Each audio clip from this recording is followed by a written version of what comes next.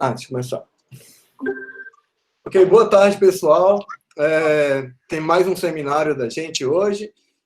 Eu queria começar hoje com uma participação especial. Eu queria passar a palavra para o Luérbio.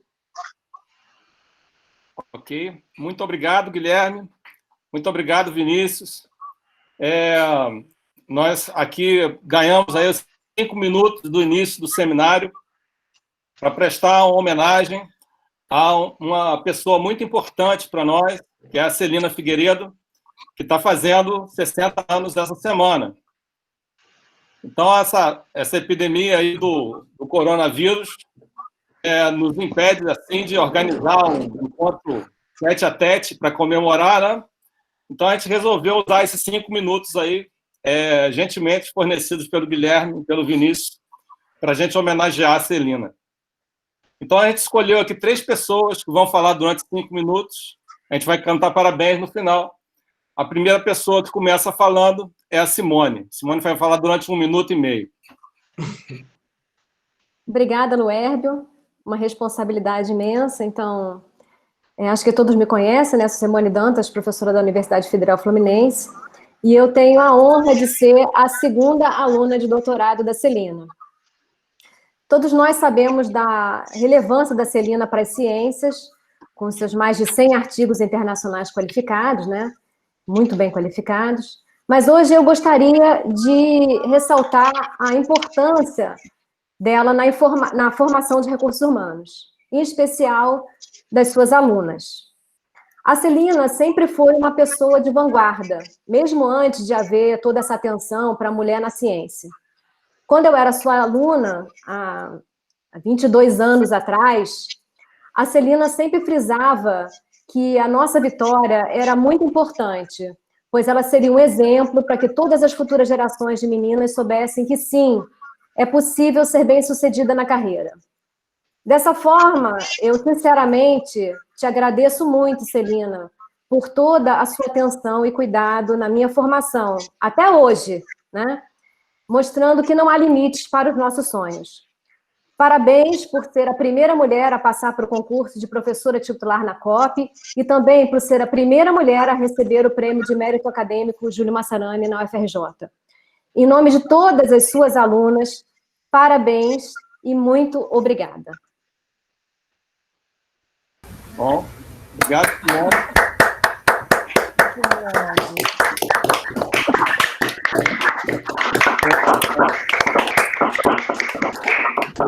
Querida. Agora a palavra vai para mim mesmo. Ai, Luérbio, vê lá, hein, Luérbio. Deixa comigo. Não. Então, eu acho que é melhor desligar a câmera. Eu vou desligar a câmera. Que isso? Celina, dá um jeito. Então, Rosiane me ajudou. Não sei se já está aparecendo aí.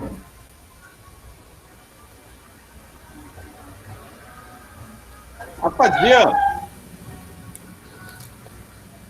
Já está aparecendo? Eu não consigo ver. Está aparecendo, Luérbio. Já está aparecendo. Não está em tela cheia, mas está aparecendo. O mapa de onde estão os alunos de doutorado que a Celina já formou, né? Então, eles se concentram principalmente aqui na região sudeste, né? E tem alguns que estão lá mais no centro do Brasil, em Brasília, em Goiás.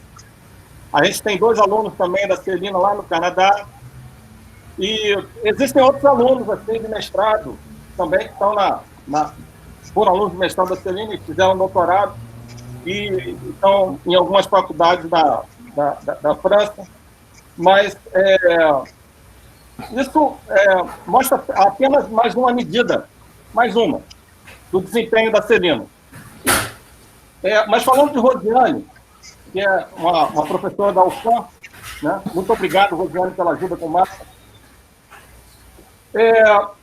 Falar que o estado do Amazonas, por exemplo, tem uma área de 1.571.000 quilômetros quadrados, ou que a região da Amazônia tem mais de 2 milhões de espécies de seres vivos, não diz nada a respeito, por exemplo, da harmonia das cores de uma orquídea, ou a importância de um sapinho amarelo para o ecossistema assim, da Amazônia.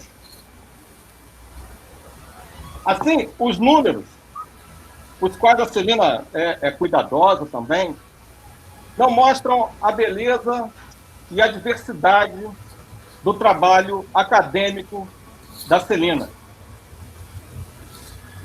O que eu queria falar da Celina é que a Celina ela é uma missionária.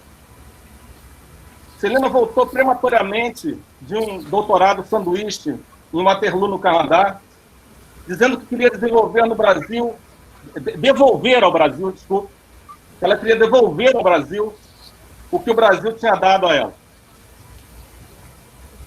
A nós, alunos de Celina nos ensinou tudo.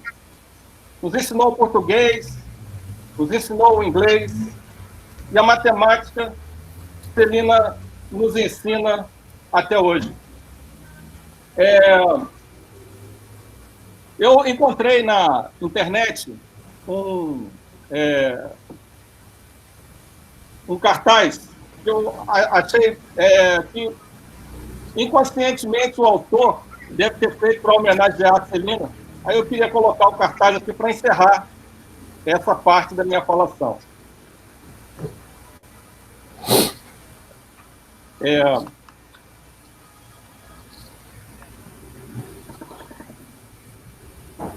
Um instantinho, que eu vou compartilhar aqui.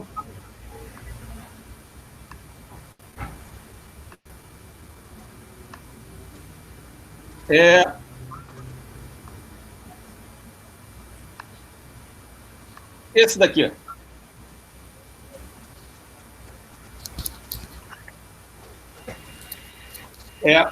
Então, eu termino por aqui. Deu para ver, não? Não. Não deu? Não. A tela não apareceu ainda? Não. Ué? Luébio, você está criando muita expectativa, Luébio. Desculpa. Foi mal. Agora eu acho que vai. Agora vai. Tá aí. Apareceu? Sim.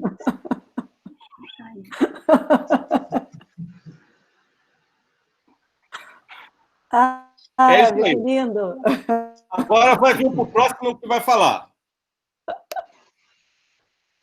O próximo que vai falar é o Jaime.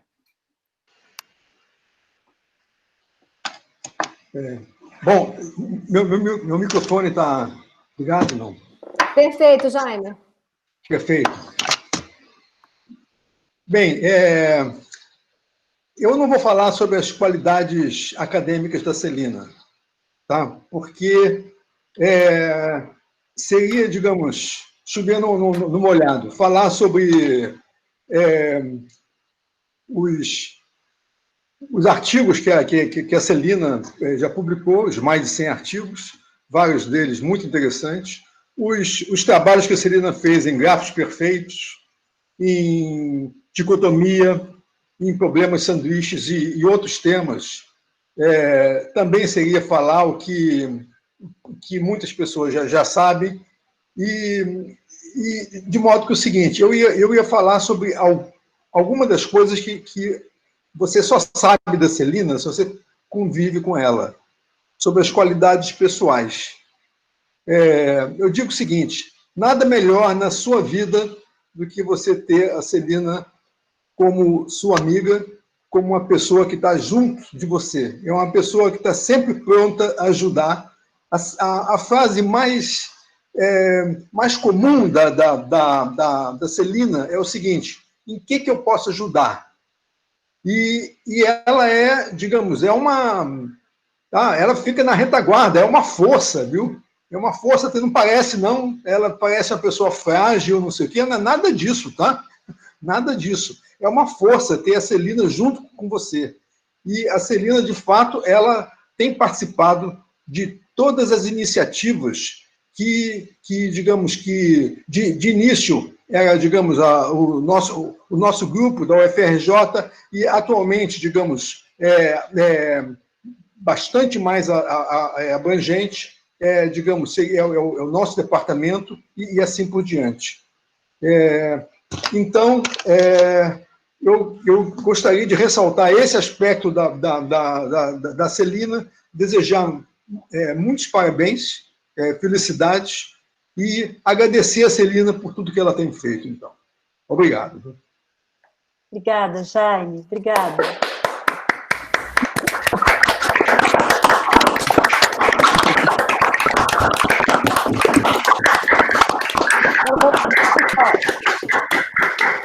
Vamos puxar o parabéns. Então, parabéns. Parabéns. Parabéns.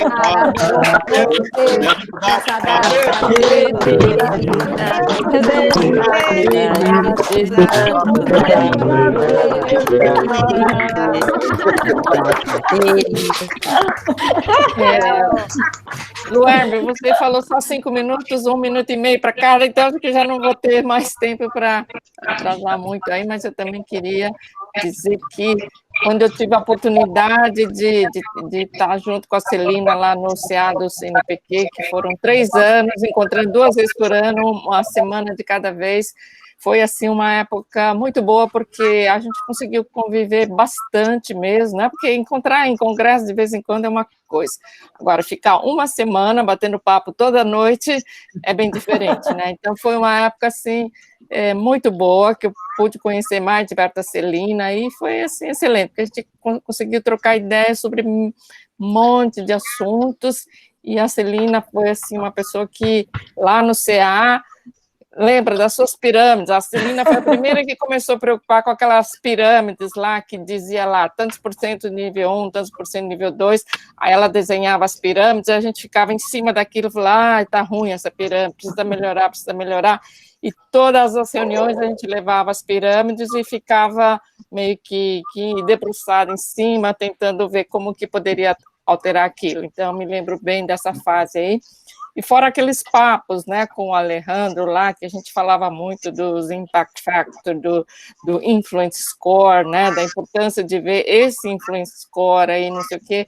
Então, foi assim, dos mais diversos assuntos, fora da família, tudo que deu para ver, a mãe dedicada e tudo, orgulhosa, né, mãe coruja da filha. Então, foi assim, uma época muito boa. Então, o Jaime tem razão, a gente precisa conviver de perto, né, para enxergar todos esses outros lados, porque essa história no congresso e falar oi é muito pouco, né, a gente tem que ter essa convivência mais próxima para enxergar todo esse lado. E eu, quando tive essa oportunidade, 2013 a 15, né, foi essa época aí, acho que foi assim, muito bom, muito bom. Então, até hoje, guardo muitas lembranças boas disso.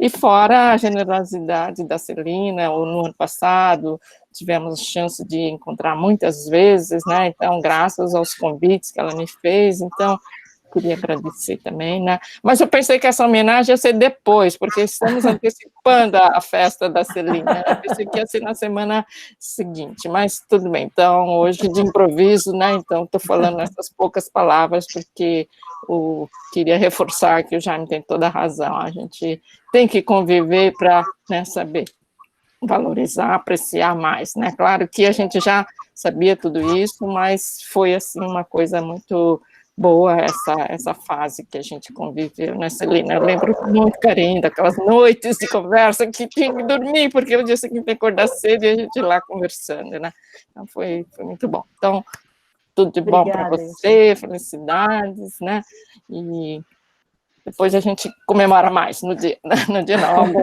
hoje está antecipado, né, tá bom, então, um beijão. Obrigada, Elci, obrigada. Muito obrigado, Guilherme, muito obrigado, Vinícius.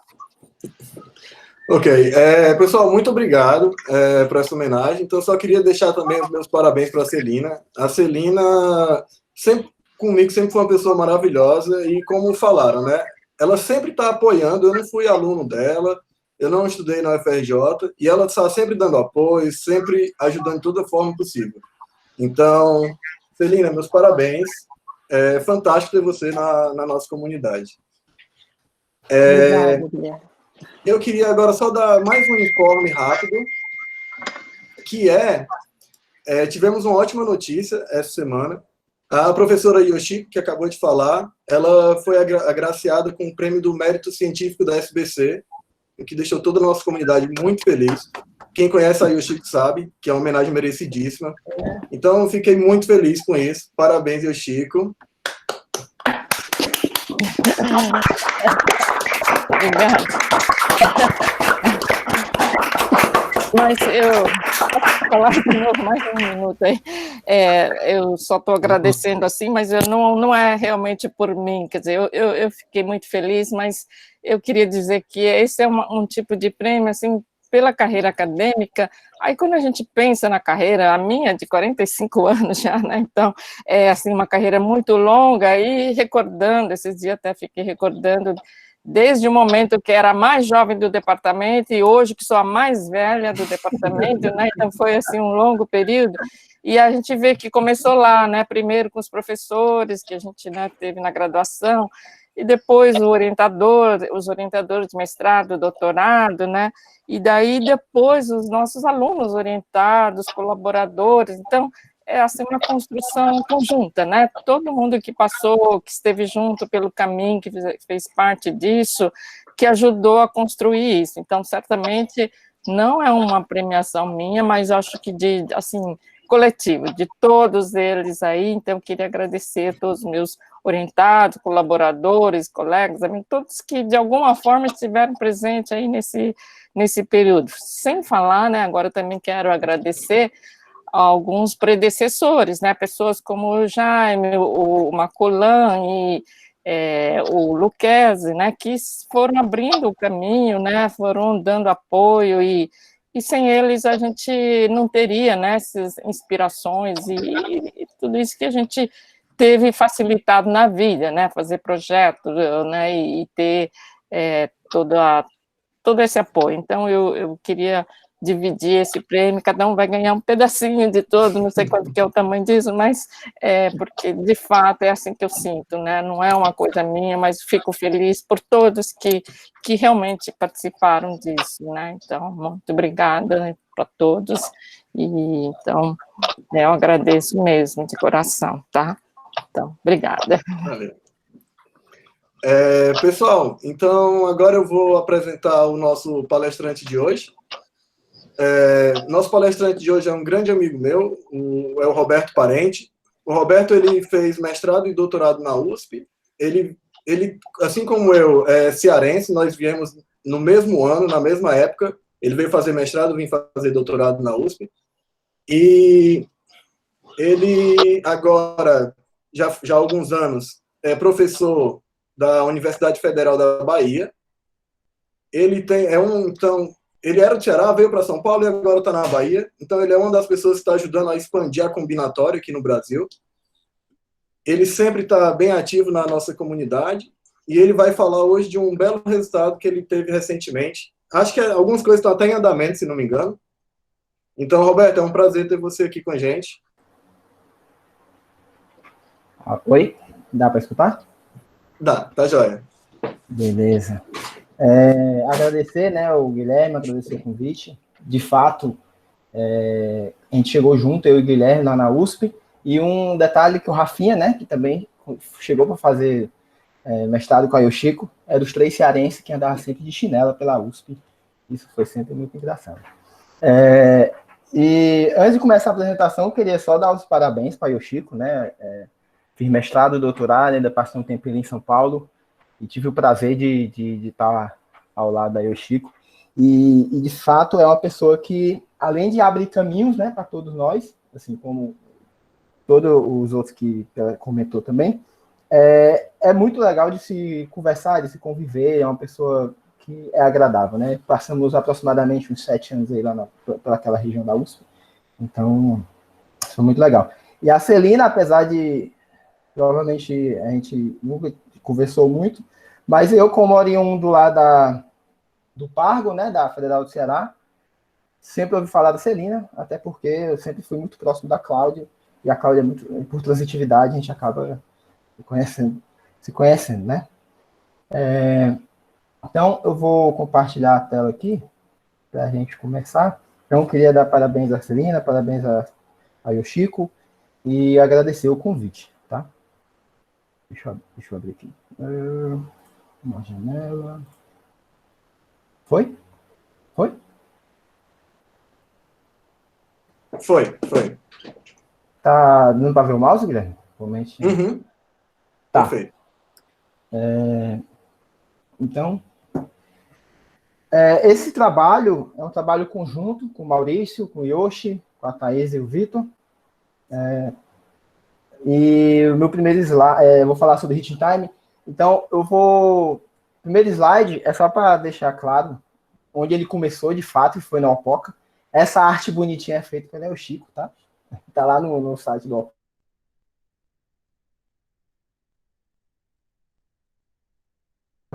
O Maurício e a Thaisa. E o Vitor eu coloquei ali, porque ele não estava na Opoca, mas talvez ele tenha mandado um espião ali para depois se agregar nesse trabalho. Tá? Então, eu vou apresentar sobre Hitting Time. Primeiro eu vou falar preliminares, porque eu acredito que muita gente não está muito familiarizado com esse tipo de problema. E aí eu vou dar uma boa passada nessa parte de preliminares. Depois eu vou falar alguns resultados históricos, eu não vou falar muito de resultados, e falar nossos resultados. Depois eu vou dar uma ideia bem por cima da prova, né? E obviamente, depois eu vou fechar com a parte de futuro. Então, vamos lá. A primeira coisa que eu gostaria de definir é que o que é um hit time e o que é um processo aleatório, né? Então, o processo aleatório, a gente diz que é uma sequência de grafos sobre o conjunto de vértices N, né, rotulado por colchetes N. Colchetes N é o conjunto com 1, 2, 3 até N. Então, e esse processo se dá da seguinte forma, né? A gente começa com grafos vazios, no sentido de aresta, e a gente vai adicionando uma aresta até chegar no grafo completo. E essa a adição dessas arestas, ela se dá pelo uniformemente ao acaso, né? Então, ele tem probabilidade de escolher uma aresta entre qualquer um dos espaços disponíveis, né? E o hit time, eu deixei em inglês porque ficaria muito esquisito, né? Se falar de momentos de toque. Então, o hit time. E o que é que ele fala, né? A gente tem uma propriedade de grafos. Propriedade, a gente pode ver como uma família de todos os grafos que tem certa característica. Uma propriedade bem simples, ser conexo, né? Então, e a gente está interessado em saber qual é o momento em que esse processo aleatório tem essa propriedade, certo? Só que, certamente, a gente quer saber qual é a probabilidade, né? Porque você pode ter uns casos muito particulares onde ele acontece antes, mas, assim, quando a gente fala de qual é a probabilidade, a gente vai definir um pouco melhor para frente isso, a gente está interessado em saber de onde a maioria dos casos acontece, né? Onde a grande maioria ou quase a totalidade acontece. Então, para começar, eu vou apresentar outros dois modelos, né? O modelo mais conhecido, vamos dizer, é o GNP. E GNP, ele é um espaço de probabilidades onde eu tenho todos os gráficos com conjunto de vértices N. Né? Então, são todos os possíveis. E aí, eu defino cada grafo desse, eu dou essa medida de probabilidade com esse valor. E esse valor, para quem tem um pouco de familiaridade, isso é uma binomial. E a gente normalmente, a gente fala que um grafo, a gente diz que ele tem a probabilidade é definida como, para cada aresta, eu faço um sorteio de uma moeda com probabilidade P. Né? Então, certamente, essa probabilidade que está aqui em cima, você pode ver que são sorteios que deram,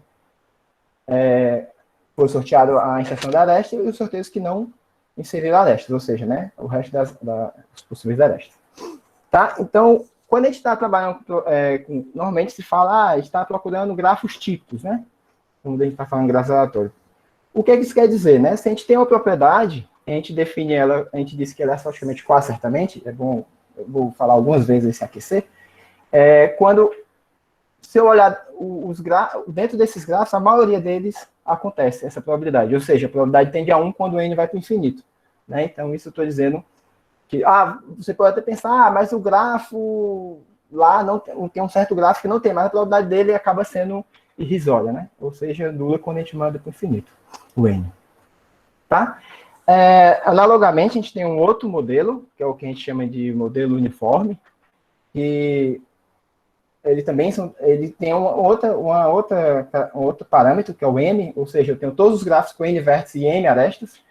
Então, dentro de todos os gráficos, eu defino a probabilidade dele acontecer com esse valor, e esse valor significa exatamente eu dizer que eu posso sortear cada grafo desse espaço de probabilidade com medida uniforme, né? Ou seja, ele tem a mesma probabilidade para todos os caras que estão ali dentro. Então, a gente observa que ele dá essa probabilidade. Certo? E tem esse -1 aqui, exatamente para dizer que é 1 sobre isso aqui. Tá, então, eu vou falar agora sobre a relação entre o GNP e o GNM, e a pergunta é se a gente consegue, né, transportar resultado entre esses modelos. O que é que isso quer dizer? Se eu tenho um resultado da forma que GNP tem certa propriedade, com probabilidade de NA1 quando N é finito, seria interessante que eu conseguisse também transportar o grafo uniforme, né, que seria o análogo a esse aqui, e vice-versa, né? Alguns casos a gente consegue transportar e depende basicamente de duas coisas. A primeira é se a propriedade, o comportamento da propriedade, se for uma propriedade muito esquisita, é mais difícil esse transporte de resultado, mas no nosso caso a gente vai trabalhar com propriedades crescentes. O que é que significa propriedade crescente? Né? Então, o crescente nesse nosso caso, a gente está falando de conjunto de vértices fixos, basicamente vai ser inserir arestas. Né? Então, a gente está dizendo que se eu tenho dois grafos, um é sobre o conjunto de outro, no sentido de arestas, se o menor tem a propriedade, o maior tem que ter a propriedade. Um exemplo bastante claro disso é a conectividade. Né? Nesse caso, se o H é conexo e o H é sobre o conjunto de G, e eu só acrescentei arestas em G, certamente o G vai continuar sendo conexo. Né? Então, a gente vai ver que para a gente vai ser esse caso. E também depende da distância desses dois valores. Né? M é a quantidade de arestas do uniforme, e esse N escolhe 2P, a gente é a quantidade esperada de arestas de GNP. Então, a gente sabe, basicamente, a transportação que a gente vai fazer é o M é igual a esse valor, e aí a gente consegue transportar os resultados. Beleza. Aí, agora, aquele outro modelo que eu apresentei lá no começo, que é o que a gente vai ter interesse, que é o processo aleatório, eu quero saber a relação do uniforme com ele. Né? E aí, para isso, para a gente ver mais claramente, a gente tem uma outra forma de ver esse processo, que basicamente é as possíveis arestas do grafo, elas vão ser permutações, né? Então, porque se eu tenho um processo que eu tenho até N arestas, é porque teve uma sequência de arestas sorteadas. Mas as outras possibilidades são exatamente permutações dessas arestas, né? Então, o que a gente fala é que o GNM ele vai ser uma fotografia do processo quando I é igual a M. Por quê, né?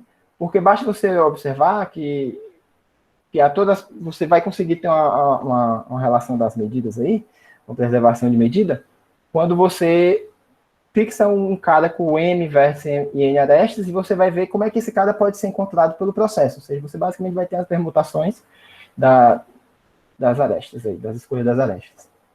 A gente não vai entrar muito em detalhes sobre isso, mas essa discussão é só para a gente ter uma noção que a gente consegue transportar resultados entre o gráfico binomial, o gráfico uniforme e o processo. Aí depois a gente vai usar essa construção. Certo? E aí a pergunta é, o nosso resultado fala de arborescência, e arborescência é um digrafo, né? E digrafo eu vou apresentar rapidamente. Não vou passar tanto tempo, né, apresentando as definições, mas basicamente a gente vai trabalhar com digrafos, onde você coloca uma ordem nas arestas, a gente vai chamar de arcos, né? E observe aqui entre C e D, você pode ter arco indo e voltando, por causa que a ordem é diferente. Mas a gente não tem loops, né? Ou seja, todo o V que está possível, eles são diferentes. Certo? E definições básicas que, assim como um grafo a gente tem grau, a gente vai ter grau de entrada e grau de saída. E, por exemplo, o grau de saída do A vai ser 3, o grau de entrada do A vai ser 1, está marcado de azul e vermelho. Assim, a gente também tem grau mínimo de entrada e saída. Se você observar, vai ser 2 e 1 aí. Tá? E o grafos aleatórios a gente também pode definir de grafos aleatórios, né? Aqui eu vou falar rapidamente, só porque a gente já apresentou, é basicamente a mesma ideia, mas a grande diferença é que a gente pode ter agora, em vez de n escolhe 2 arestas, a gente pode ter n vezes n menos 1, né, por causa da ida e volta. Se você observar, é exatamente o de grafo completo, ele tem todas as arestas indo e voltando.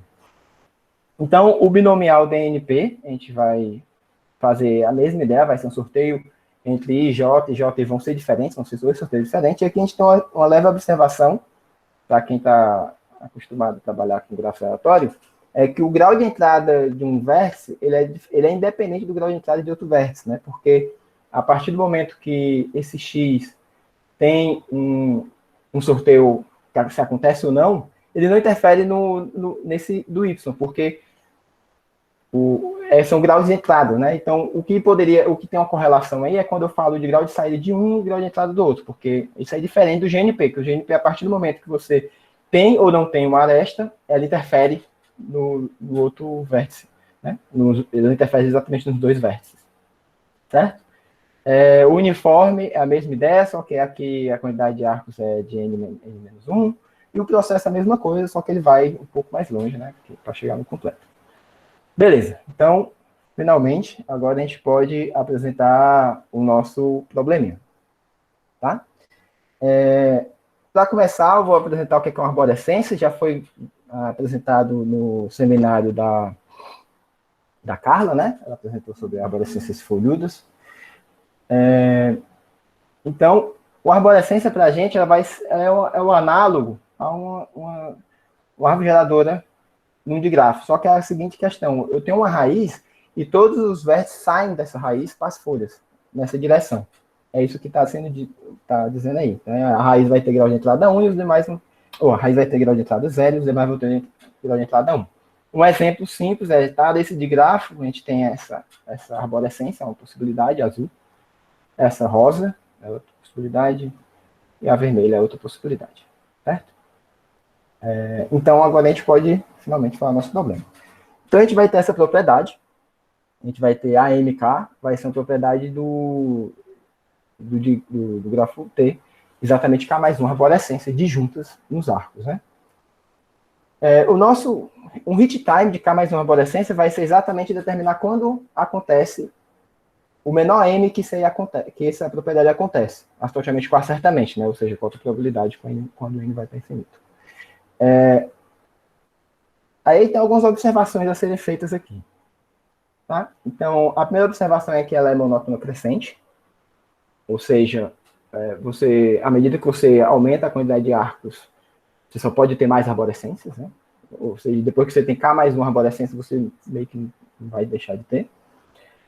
A segunda é que o TK e K mais 1 arborescência, ela não pode acontecer ao mesmo tempo, né?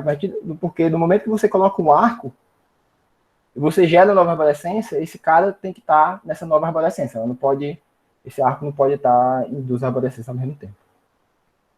Criação de junta nos arcos, né? E aí eu queria só fazer uma observação que é o seguinte: se a gente pega um digrafo que tem dois vértices com grau de entrada 0, ele não tem uma arborescência, certo? Porque você pode pegar um vértice desse e fazer ele como raiz, então todos os outros vértices vai ter que ter grau de entrada 1. E aí você vai ter um cara que não vai poder ter grau de entrada 1, então você não vai conseguir construir nenhuma arborescência. Isso é a primeira observação. Essa mesma observação a gente pode falar para 3 vértices com grau de entrada 1, a gente não vai ter 2 arborescências. Então, a gente pode ter para 4, não vai existir 3 arborescências, e aí a gente tem meio que um caso geral, quando a gente tem K mais 2 vértices com grau de entrada K, a gente não tem K mais 1 arborescência. Tá? Isso aqui, e essa vai ser a nossa obstrução, que vai ser importante para a gente vai discutir durante o nosso resultado, vai ser em cima disso. Tá? Então, a gente vai criar essa propriedade ZMK, que ele vai ter exatamente no máximo K mais 1 vértice, com grau de entrada K, e grau mínimo pelo menos K. Aqui, não sei se alguém chegou a olhar no site, mas eu fiz uma leve modificação que tinha um typo, tá, nessa propriedade. Mas, e aí, a observação é que esse cara também é crescente, porque quando você vai inserindo arcos, o máximo que você pode fazer é diminuir a quantidade de vértices que tem essa quantidade como é que se diz? Você diminui a quantidade de vértices que tem grau K, né? Então, essa também vai ser uma nota crescente. No fundo, lá no final, eu vou falar para vocês que a gente não usa bem essa propriedade, a gente usa uma outra, mas por enquanto vamos pensar nisso. A outra observação é que o hit time dessa propriedade ele tem que ser menor ou igual do que o de existir K mais 2 arborescências. Existe K mais 1 arborescência. Por quê, né? Porque você sabe que quando você tem mais do que K mais 1 vértices, com esse grau, a gente tem essa obstrução aqui de cima que proíbe ter K mais 1 arborescência, né? Então, você não tem a garantia que ele acontece estritamente menor, mas certamente você sabe que não acontece depois. Tá? Porque se acontecesse depois, eu teria uma contradição com essa obstrução aqui. Beleza, então o nosso problema, a gente vai determinar se essa propriedade acontece exatamente no mesmo momento do que TK mais 1 arborescência. A gente vai dizer que sim, e a gente vai ter algumas questões envolvidas aí. E isso tem uma relação com o empacotamento, certo? Roberto, desculpa. Oi. Tu podia explicar de novo a obstrução? Ah, tá. Um segundo. Por favor, valeu. Essa aqui, né? A primeira observação é, se você tem dois vértices com grau de entrada 0, você não tem uma arborescência. Tá claro? Sim? Bom, espero que sim. Sim. Beleza. Se você tem 3 com grau de entrada 1, você pode pegar um desses para ser uma raiz, e aí você vai saturar os outros dois vértices com grau de entrada 1 com essa arborescência. Mas aí, então você não vai ter mais espaço para a sua segunda arborescência. Certo? Porque você vai conseguir pegar um outro vértice desse como raiz, e aí o primeiro certamente tem como receber, porque ele vai ter grau de entrada 1 ainda, porque não gastou com a primeira arborescência, mas o terceiro vértice não vai conseguir ter grau de entrada suficiente para a segunda arborescência. Então, o que a gente está fazendo é basicamente pegando cada um desses vértices e colocando como raiz. E a gente vai ver que isso satura e a gente não consegue ter duas arborescências. A mesma cor para 4, a mesma cor para K mais 2. A ideia é a mesma. Se você tem K mais 2 vértices, você pega cada um desses e vai colocando arborescência. Quando você chegar no penúltimo, você não vai mais conseguir colocar a Késima mais uma arborescência. Beleza? Ficou mais claro? Entendi. Perfeito. Beleza, então com a relação de empacotamento, a relação de empacotamento é direta porque a gente quer saber o momento que tem K mais uma arborescência disjunta, e esse momento vai acabar sendo o empacotamento máximo, né? A partir do momento que ele tem K mais uma, ele tem uma relação de empacotamento, porque antes eu tinha K e agora que eu tenho K mais uma, então vai ser um empacotamento, vai ser exatamente esse valor. Tá? Então, um histórico rápido, a gente pode pensar, então o empacotamento de árvores geradoras começou lá atrás, mas tem um resultado de Gal, Pérez, Jimenez e Sato, que eles estudaram o empacotamento para árvore geradora em grafos, né? Então, ele tem duas condições bastante diretas. Uma é que cada grau, o grau mínimo tem que ter pelo menos L para poder ter árvore geradora disjuntas, né? Porque cada grau vai ser saturado por uma dessas árvores geradoras. E ele tem que ter espaço suficiente de arestas para todas as árvores geradoras disjuntas. Tá? Então, o resultado do pessoal, de Gal, Pérez, Jimenez e Sato, eles mostram que é o mínimo entre esses dois valores, e mais ainda, né, esse é o resultado mais simples deles, mas mesmo no próprio paper, eles respondem isso para grafos aleatórios, eles dizem que começa com o grau mínimo, e eles mostram exatamente o momento do processo aleatório que ele muda para esse segundo termo, que é a quantidade de sobre N-1. Tá? É bem determinado isso, não. Beleza, então, também tem um resultado de empacotamento de arborescências disjuntas, e aí é o Hoppen, eu e a Sato, a gente mostra que para todo intervalo é igual a um certo lambda, que a gente não vai discutir quem é esse lambda aqui. Mas o que a gente faz mais, a gente determina que esse lambda, quem é ele para o intervalo todo, né? Nesse caso, que está marcado de vermelho, se você observar, é menos uma coisa que vai para infinito, esse H, então a gente tem que ele tem muitos casos com grau de entrada, grau mínimo de entrada, desculpa, 0. Então vai acabar sendo 0. E aí a gente tem, nesse intervalo, a gente tem que ele está entre o grau mínimo de entrada e o grau de entrada mínimo mais 1. E depois que está ao redor desse valor. Beleza. E aí, mas onde é que aí tem um outro resultado, que é o último que eu vou mencionar, que é de Ball, Bennett, Cooper, Fries e Pyatt, que eles falam sobre exatamente o processo aleatório de se descobrir arborescências. Né? Eles falam mais do que só isso, mas eles fazem uma certa modificação, ele tem o mesmo processo aleatório, só que aí, para cada aresta desse processo aleatório, ele vai sortear uniformemente, né, com a mesma probabilidade, uma das cores dentro de um conjunto de cores. Beleza? E aí o que eles fazem é, eles determinam 3 propriedades. Se você observar essa propriedade Zm, é a nossa Zm0, porque a AM tem uma arborescência, a nossa AM0, e por último ele fala que tem uma arborescência arco-íris. Uma arborescência arco-íris é quando você olha para uma arborescência, ela tem todos os arcos de cores distintas. Tá? E aí eles mostraram que isso tudo acontece ao mesmo tempo. Ou seja, o momento que ele tem um vértice com grau de entrada 0, uma arborescência, e essa arborescência vai ser arco-íris. Tá? Mas por que eu estou fazendo esse resultado? Juntando esse com o anterior, é que dá a nossa ideia, não de prova, mas de investigação, do processo aleatório em si. Né? Não olhar no GNP, mas olhar como um processo aleatório. E o nosso resultado, a gente tem que seja um K, a gente ainda não publicou, mas espero-se que logo menos, a gente mostra que, de fato, o nosso MZK é igual ao MAK, estatisticamente acertadamente, para esse intervalo do K. Depois, no final, a gente vai comentar um pouco para K maiores. Tá? Mas, para a gente pegar bem a ideia da prova, a gente vai falar sobre esse caso, que é um caso um pouco mais simples. Tá? Então, o que é que esse resultado está falando? Está dizendo que no momento, aqui tem um certo errozinho, mas no momento em que eu tenho K mais um vértice com grau mínimo e esse grau mínimo é igual a K, eu também tenho K mais uma arborescência. Né? Isso é o que está, com alta probabilidade, é o que está dizendo o resultado. Tá? Então, a ideia da prova, que agora eu vou falar, eu não vou fazer as contas detalhadas, eu não vou fazer muita conta, não vou fazer conta, na verdade, mas a ideia, como é que funciona. Então, a primeira ideia é como é que a gente faz a transição por esses 3 modelos que a gente apresentou, como é que resultados de um a gente consegue usar no outro.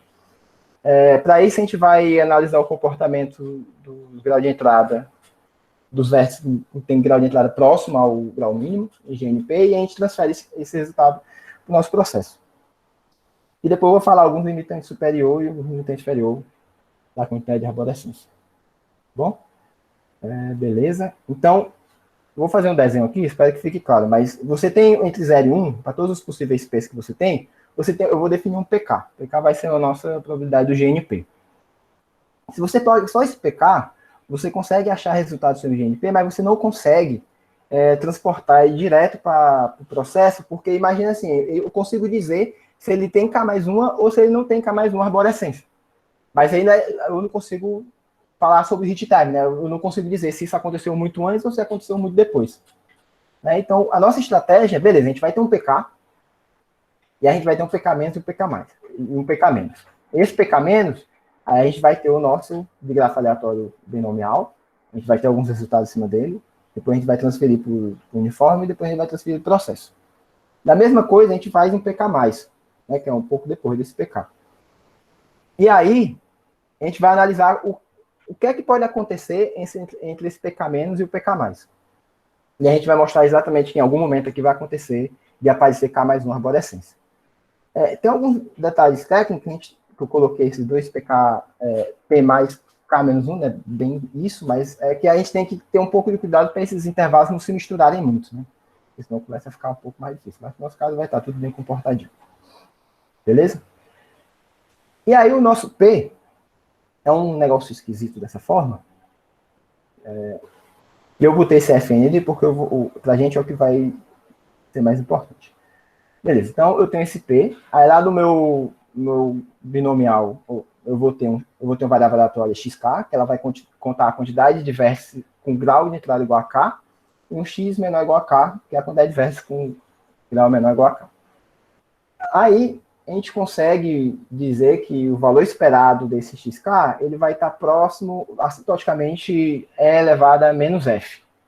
Ou seja, esse f que eu escolhi é o que vai dizer se esse valor esperado vai para uma constante, vai para um infinito, vai para zero, vai para onde, né?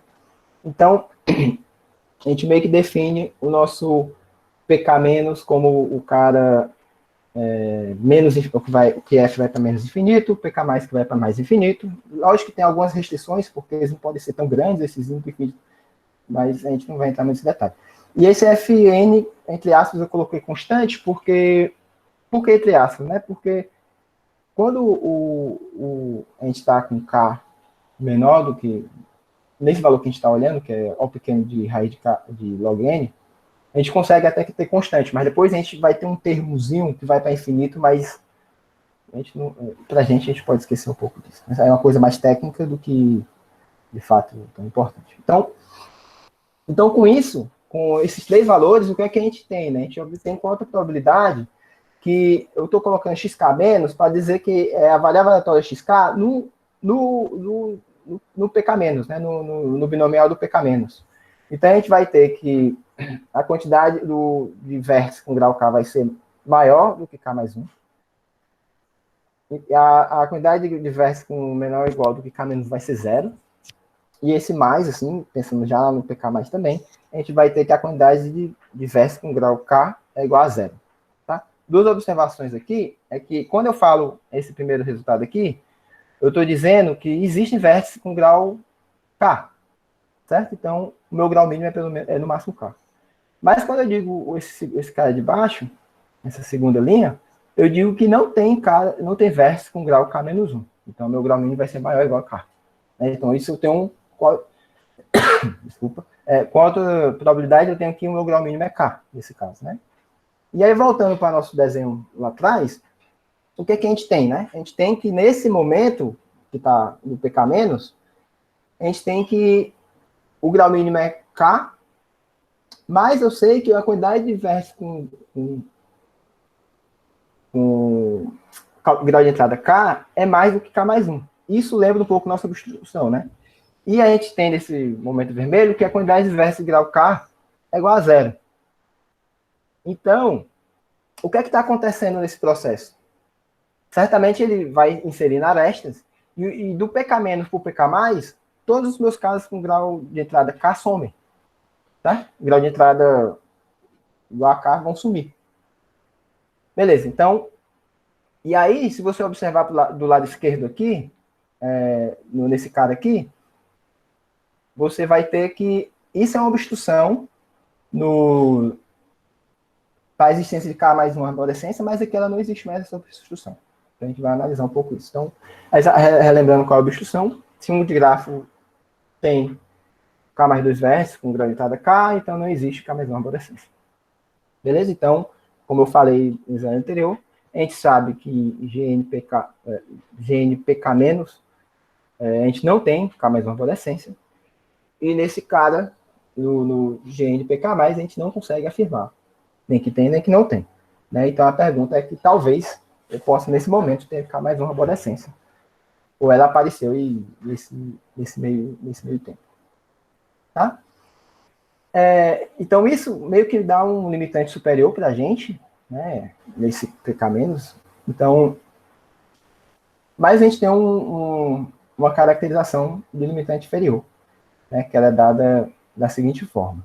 A gente tem uma subpartição. Uma subpartição é diferente da partição, que a partição, a união das partes tem que ter o conjunto todo, a subpartição não precisa, né? Eles têm que 2 a 2 ser disjunto, não ter cada vazio, e a união deles tem que estar contido em V. E Frank, né, tem um resultado que que vai ser útil para a gente, é que ele fala que se eu tenho L arborescências, então o seguinte acontece. Se eu olhar para a minha subpartição, os caras que entram cada pedaço, cada pedaços da subpartição, a soma deles tem que ser maior do que L vezes P menos 1. A cardinalidade da subpartição menos 1. Tá? Isso para toda a subpartição. Se tiver um que falhe, então eu não tenho uma L arborescência. Beleza, só para a gente deixar um pouco mais claro, se a gente tem uma subpartição P, e a gente diz que V0 é os caras que não estão cobertos pela subpartição, então eu tenho mais ou menos essa organização dos arcos no meu digrafo. Né? Vai ter todas as subpartições de V1 até VK, o TVM lá em cima, o TVK no exemplo, e tem um zero aqui. Então, quais são os arcos que contam? Né? São esses aqui de vermelho. Todos que saem de V0, que entram em V nesses outros caras. E os que não contam são exatamente os caras que vão para V0 e os que estão dentro das partes, né? Das bolotas.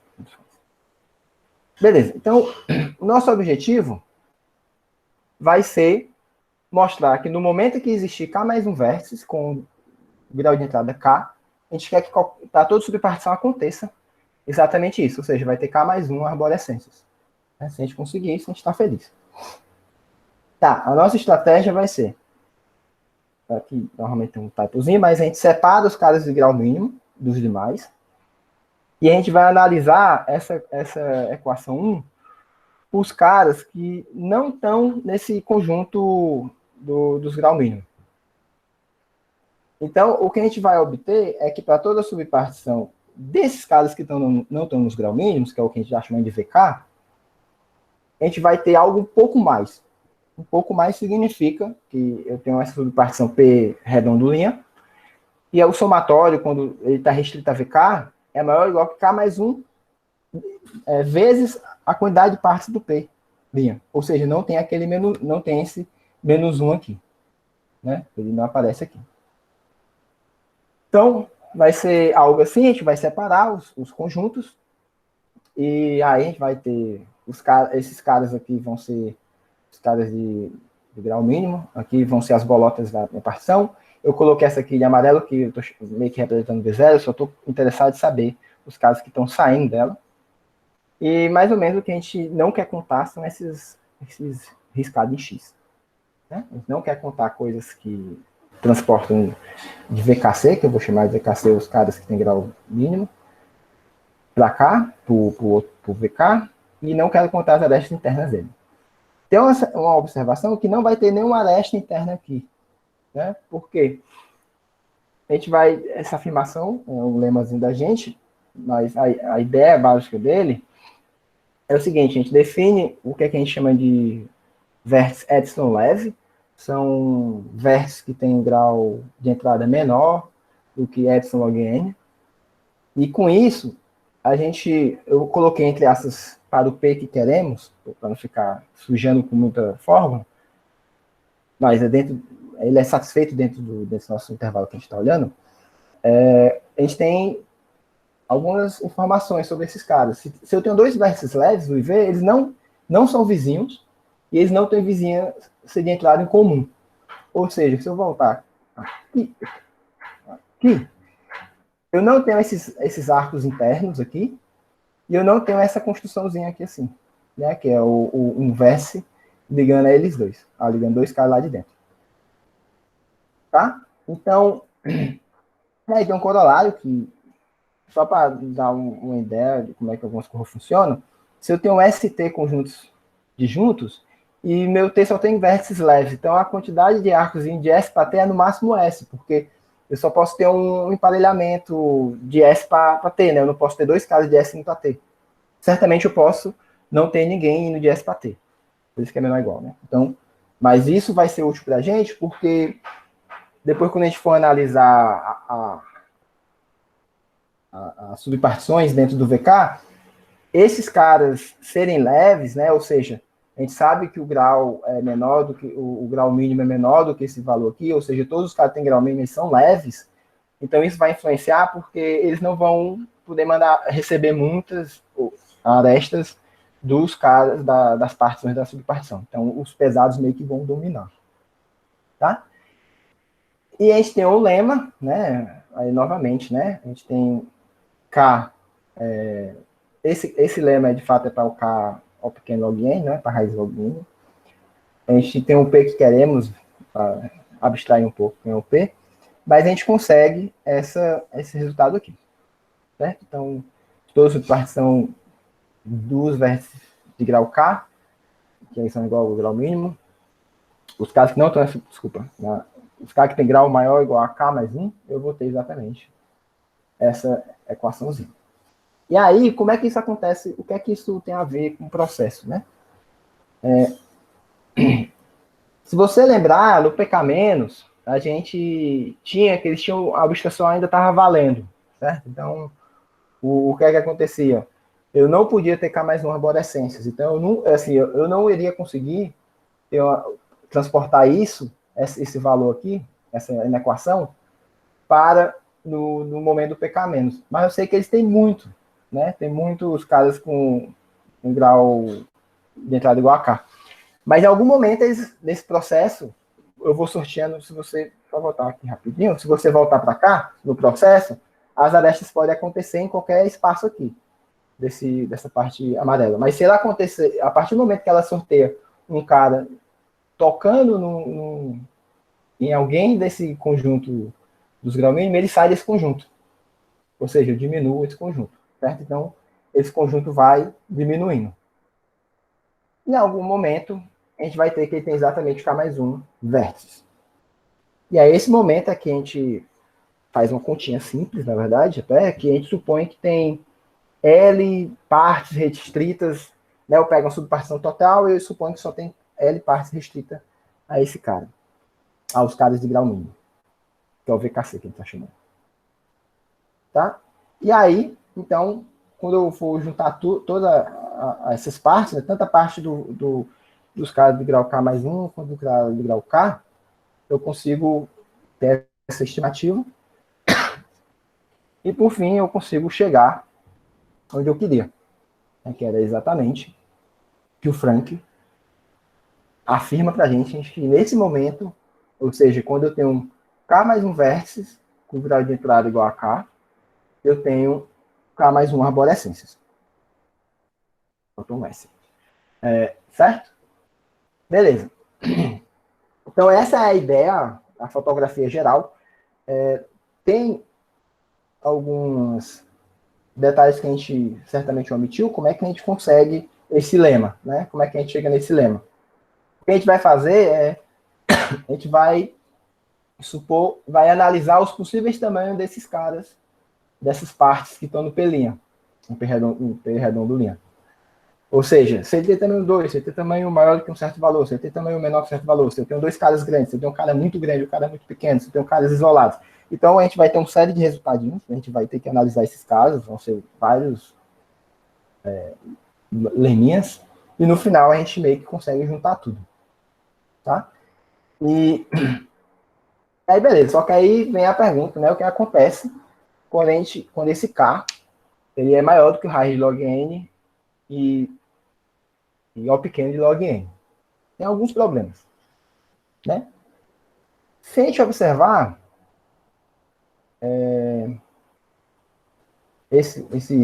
essa nossa propriedade ZMK, vai ser vazia ainda? Isso, porque nesse momento eu tenho que o meu grau mínimo ele não vai ser esse cara mais, não vai ser mais K. Tá? Então, meio que o grau mínimo ser maior ou igual a K vai zerar toda as possibilidades. Não vai ter ninguém nessa nossa propriedade. Tá? Então, esse é um exemplo, quando K é muito maior que log n, a raiz de log n é muito menor que esse cara aqui, a gente tem que querer igual a K menos 1, por exemplo. Tá? Então, e tem outra dificuldade, é que a quantidade de vértices com grau mínimo, a partir desse caso, sempre vai ser menor do que K menos 1, K mais 1. Ou seja, a gente não consegue mais fazer aquela construção de, eu pegar o PK-, eu vou ter muitos vértices com grau mínimo e eles vão sumir. A gente vai ter que ter um pouco mais de cuidado. E aí, ou seja, a gente não vai analisar mais só os casos que têm grau mínimo, a gente vai analisar casos que têm grau mínimo mais 1, mais 2, mais 3, e a gente vai ter que fazer uma série de discussão sobre isso. E a obstrução vai ser diferente, né? Ela vai ser uma generalização dessa que a gente falou, mas ela vai estar mais próxima daquele lambda lá que eu enunciei, que eu comentei lá no resultado junto com o Carlos e com a Cris. Tá? E tem um problema, e aí o que acontece quando K é maior ou igual do que log N, né? A pergunta é se tudo muda, né? E tudo muda porque aí a noção de vértice leve, epsilon leve já some, nosso grau já vai ser concentrado, então vai ter várias coisas, vai ter que ter outra estratégia. Tá? E só para deixar um pouco uma observação, é que quando eu falo desse intervalo, o que eu estou falando é com P maior dessa forma. Né? Esse P maior do que log N sobre N menos 1, onde esse C é maior do que zero, estritamente maior que zero. Certo? E lembrando que a gente está usando o nosso M exatamente dessa forma aqui. Tá? Que é o valor, a quantidade esperada de arcos. Ou seja, a gente não sabe o que acontece para esse cara após. Tá? Então, eu acabei esquecendo de relembrar o nosso resultado, mas o que a gente mostra é que o hit time de K mais 1 arborescência acontece exatamente no momento que a gente tem K mais 1 versus com grau mínimo. Isso para K menor que raiz de alguém. Quando a gente está com maior do que esse cara, não vai ser K mais 1 exatamente, vai ser K mais 1 menos, vai ter uma relação com o grau mínimo. E aí é o que a gente está fechando, é basicamente isso, né? Então, para fechar, alguns problemas que eu pensei que são similares, que podem ser trabalhados, e alguns já foram resolvidos, né? O empacotamento de arveladoras foi resolvido por Gal, Pérez, Jimenez e Sato. O empacotamento de arborescência DNP foi resolvido por Carlos, eu e Sato. Esse aqui eu botei um Vzinho, um X, porque aí empacotamento de arvelador arco-íris em GNP, aí tem um bocado de tipo de forma que você pode trabalhar com isso. Então, dependendo de como você está trabalhando, já está resolvido ou não. Tá? Mas, certamente, o empacotamento de arborescências arco-íris em DNP não está resolvido. Está em aberto. A gente tem um hit time para cá, a árvore geradora está resolvido mesmo o paper lá da Alper Jimenez e Sato. O hit time para cá, a arborescência está resolvido para esse CKMPS a gente, né? Para esse intervalo menor, então para esse intervalo maior aqui, não está em aberto ainda. A gente não sabe se é difícil, se é fácil, a gente não chegou a pensar muito sobre ele.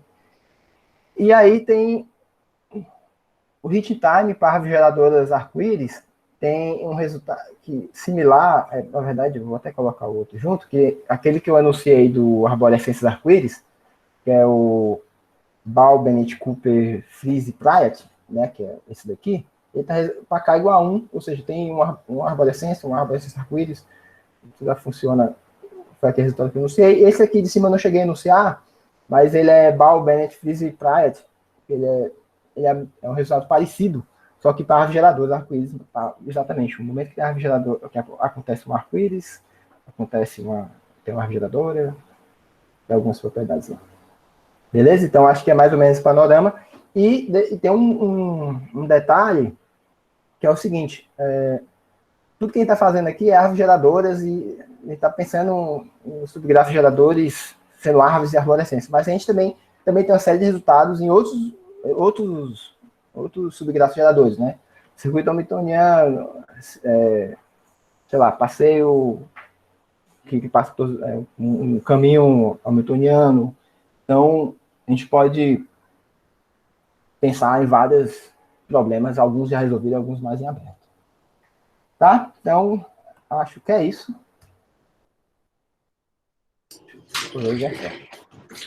Ok, muito obrigado, Roberto. Pessoal, vamos agradecer, então, o nosso palestrante. Obrigado, Roberto.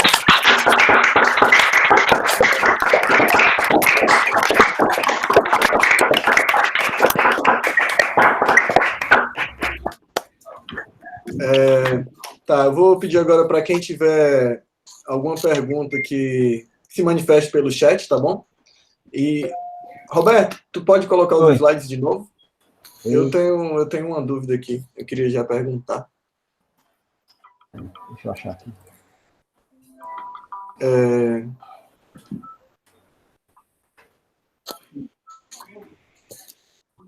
Certo, lá para o final. Deixa eu ver que eu estou com o meu aberto aqui. Eu não entendi direito quando tu falou sobre o K maior ou igual do que o log N. É exatamente o que é o problema e por que e eu queria saber se... Aqui? Isso, e se eu queria saber se não tem nem chance de usar nada que vocês fizeram em termos de estratégia para tentar resolver isso. Eu não entendi exatamente por que tudo falharia. E se é isso mesmo, né? A questão não é que tudo falha e acabou, né? Vamos chorar. Não é bem isso. O que acontece, então, só para colocar aqui, o que acontece quando a gente passa o K desse maior ou igual que log N, o nosso P de N ele passa a ser superior a log N sobre N menos 1, certo? Isso ficou claro, né? Certo. Beleza. Isso. A nossa questão é que alguns resultados intermediários da gente, por exemplo, esse lema, esse lema, que aqui, como eu falei, está faltando algumas hipóteses, mas basicamente o que ele fala é que esse lema, a gente consegue mostrar esse lema para quando o nosso VK, ele é o pequeno de log N também. Certo? Então, a partir do momento que você cresce o cara acima desse P, você vai ter concentração de vértices. Então, você vai ter concentração de vértice, de grau, né? E aí você vai ter... Quase todo mundo vai estar dentro do... A gente não estimou, assim, provavelmente a gente não vai ser igual para provar esse lema aqui. Mas, como tem algumas coisas que é um alento, é que lá no paper com o Hoppen e com a Sato, a gente mostra para todos os intervalos, né? Mas lá a gente não está separando esse pedacinho especial. O grande problema é essa concentração do grau, que aí a gente não pensou muito também. Entendi. Então, a outra coisa é o nosso... Deixa eu ver se eu tenho aqui, se eu consigo chegar. Aqui. Essa noção de vértice leve não vai fazer muito sentido, certo? Porque o gradiente certo. Então, e a gente usa essa noção de vértices leves para algumas contas. Mas, provavelmente, você também pode fazer a pergunta, beleza, você não tem um vértice leve, mas você tem um controle do grau muito melhor. Né? Então, talvez você consiga suprir o outro. São perguntas. Entendi. A Celina tem uma dúvida sobre notação, mas deixa eu só aproveitar aqui, antes de passar a palavra para a Celina. A minha intuição é muito baixa sobre esse problema, então não sei. E se o K... Ok, o K maior ou igual a log N tem esses problemas, mas e se o K for bem grande, não tem algo assim que ajudaria? Ou tu acha que se o K for maior ou igual do que a log N, então já é problemático? Minha pergunta é, se o K for muito maior... Eu não sei. Realmente a gente não chegou a pensar... Quando o K é muito grande, aí você vai ter algumas outras concentrações em grau máximo, o grau mínimo vai ter as particularidades, mas a gente não chegou a pensar muito, não. Na verdade, a gente não chegou a pensar muito. Certo. Tá, a Celina tem uma dúvida sobre notação. Celina. Aí mesmo, por favor, Roberto. Sim. Na verdade, adorei esse símbolo, fiquei meio achando que eu estava interpretando bem. Quando você fala aí, Roberto, em aberto, quando K maior ou igual que log N, tudo muda, interrogação, aí vem... E aí, Roberto, que símbolo é esse? Se mata o problema, né? Acabou com a nossa brincadeira. Tá, depois eu vou te pedir como é que eu vou usar. Esse símbolo é bem útil, viu? Eu queria fazer um comentário também, até uma coisa que eu estava comentando hoje de manhã com o Já, que o outro baiano que eu conheço, que a gente gosta muito, é o Mitre Dourado. Eu não sei se você conhece, Roberto. Quem? É um outro baiano que a gente gosta muito, que é professor lá no FRJ. O nome dele é Mitre Dourado.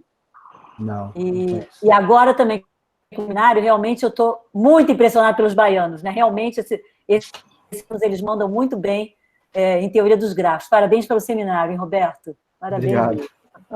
Você tem que conhecer o Mitre, você vai ver também. Ah, vamos conhecer. Quanto mais gente conhece, melhor. Beleza. Pessoal, então, vamos agradecer o Roberto novamente.